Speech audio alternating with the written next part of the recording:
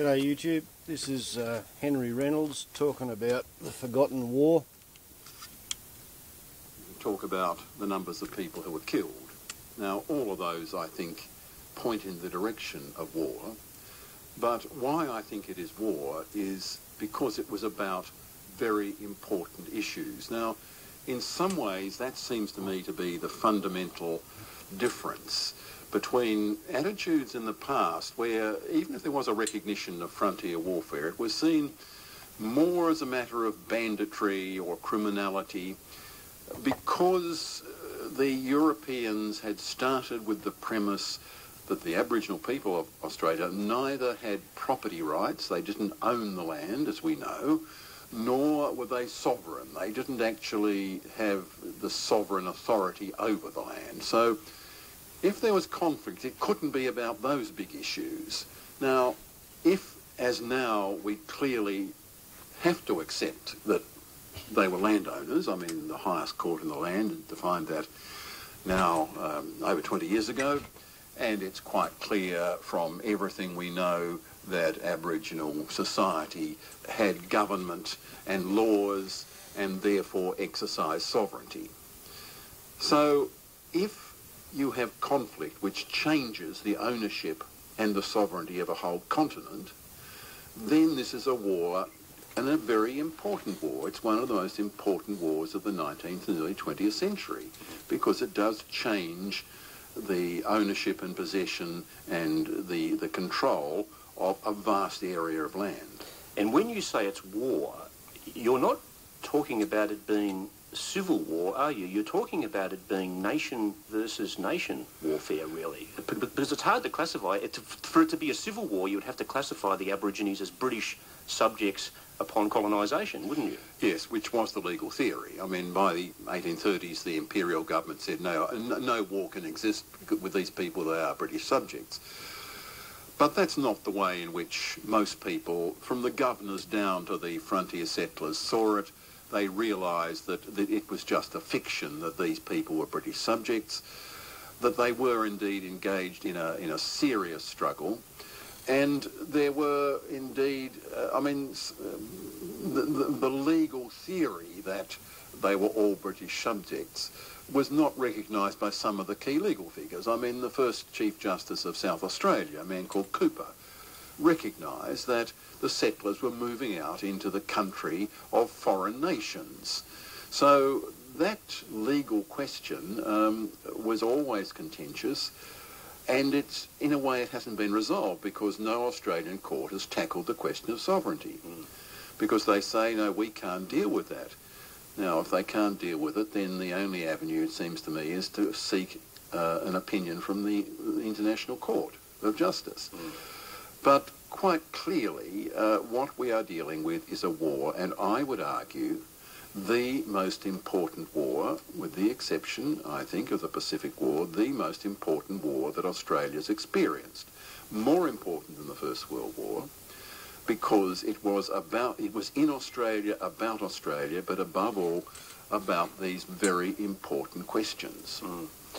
The archives, I was interested in reading too, in Britain and Australia, refer to the fact that it was a war, refer to the early governors like Tasmania's Governor Arthur and military officers referring to it as warfare. So it was clearly understood way back as war, even if there are some people today who find this a rather uncomfortable truth. Yes, I mean, those early governors are all military officers, or, you know, Phillip wasn't a military officer, but I mean Macquarie and Arthur and Hutt.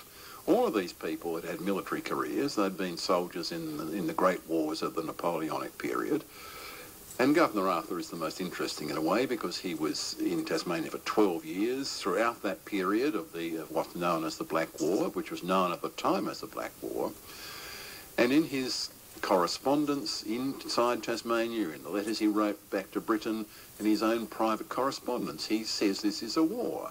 We are engaged in a war. Now, they often add a qualifying adjective, a secret war, a horrifying war, a kind of war. I mean, they realise that it is sui generis. It's a particular sort of war. But most of these military officers had been in the Peninsular War in Spain, and they knew what a guerrilla war was. where the local people took up arms against the invading army, of the French army. So that when they talked about guerrilla war, they knew exactly what they were dealing with, and they regarded it as war. But I mean, anyone who's read the Queensland material will be aware that they talked about war all the time. I mean, one of these days someone will simply count up the countless number of times people talked about war.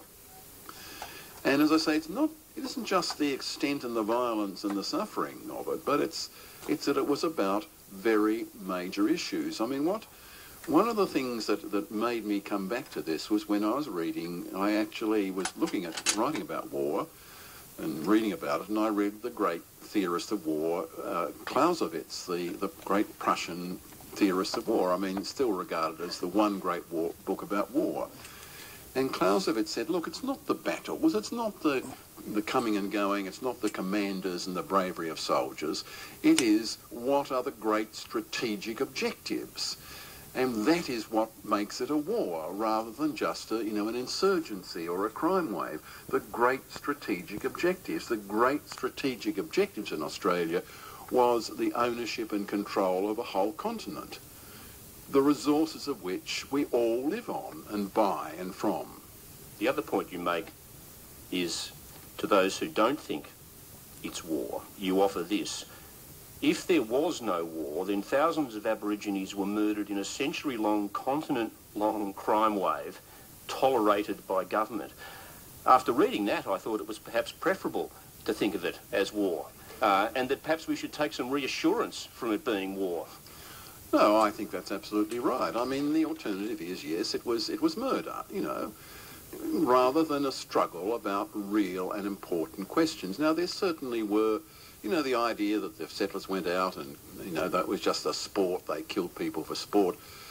This diminishes the whole question. It was about very important questions, and therefore, I think it should be seen as something of great consequence, in which a lot of settlers died. I mean, in the Tasmanian case, 250 died in a few years. This is a lot of people dying in a small colonial society.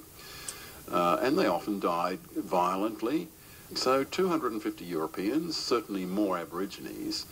So, this makes it something we should recognise. And what I begin with a letter written in 1830 by a young settler in Tasmania, a young official in Tasmania. And the question arose when they had actually taken a group of Aborigines it was the last conflict of the war, they'd killed a very prominent settler, not just a convict, a very prominent settler, they'd killed him, and they actually had witnesses.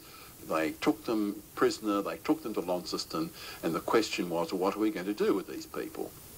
Are we going to put them on trial as murderers, and undoubtedly they would have been convicted because there were witnesses, or are we going to treat them as something else? And this long letter is extraordinary because it says, look, these people aren't criminals, they are patriots, they are defending their country against a foreign invader. They are doing what we would be expected to do, and if we hadn't behaved like that, we would be regarded as traitors and cowards. Why is it that we can't recognise? I found that extraordinary, actually. This is in the 1830s, a correspondent who signs his name J.E., he's essentially anonymous, and his immediate response to hearing about these killings is typical of the time. His immediate response is, I think, let's exterminate the blacks. The brutes, yes. Or something like that. And then, upon reflection, he comes back and writes that piece that you referred to. When he starts to ask these questions, are they an injured people whom we have invaded and with whom we are at war? 1830s, how commonplace was it for these questions to be asked at that time by white settlers? Yes, a minority always posed those questions in all parts of Australia, but this is by far the most articulate and the most detailed. And it does raise that question, why is it? Why is it that we can't identify with the Australians, the Indigenous Australians, who are fighting against a foreign invasion? This is the extraordinary thing. I can remember some years ago I was in South America and I was in Chile, and there is, of course, a famous long tradition of resistance by the Indians in the south, the Mapuche Indians. I mean, they're not treated well at the moment, but despite that, they recognise the great chief of the Mapuches, whose name to me is unpronounceable, as one of the heroes of Chile. And his statue is on an outcrop of rock in the very centre of Santiago, and apparently he is toasted in the officers' messes of the armed forces of Chile. They toast him as the person who was defending Chile. Now that's partly because they became independent, became an independent republic in the 1820s, and don't feel any possible reason why they should identify with the Spaniards.